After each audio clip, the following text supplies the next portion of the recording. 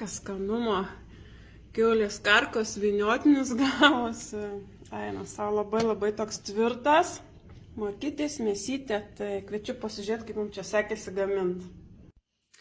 Šiandien gaminsiu kiaulės karkos vyniotinims. Pirkau kažkada, net šilo, tai reikėjo dar atšildyti, ką tik iš kameros susitraukiau, tai bet, va, mokėjau 2,79, tai praktiškai va tiek tas mūsų vyniotinis ir kainuos. Gerai, turim pagalbininką, Kęstą vyrą mano. Sakė, aš blogai pjaunu, jisai geriau padarys. Nu tai va. Vyriškas rankos yra virtuvėje vyriškas rankas. O kaip gražiai viskas gaunasi. Nuo karkos jau atskyrė ir sekantis dalykas, kad reikia nupjauti mėsą nuo kaulo. Tai va, veiksmas vyksta. Atskyrus mėsą nuo kaulo, tai reikia ją dar paskui susipjaustyti. O, va, maždaug tokiais gabaliukais.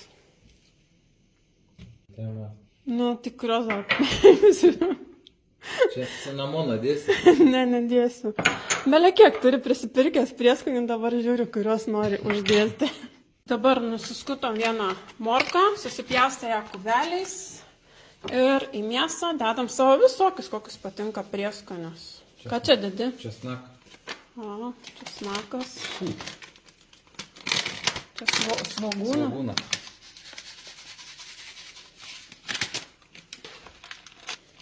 Paprika. Kokią turi? Kmynai. Truputį.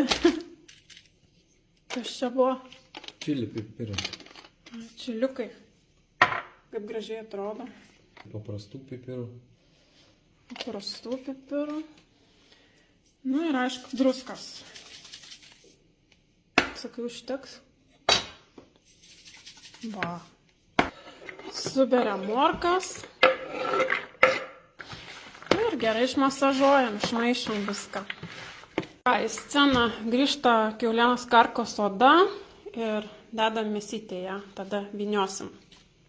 Nu ir ką, bandom kaip čia gausis. Atsakingas momentas.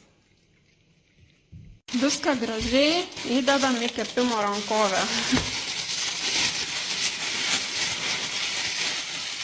Netikėtų išpuolė techninės kliūtis.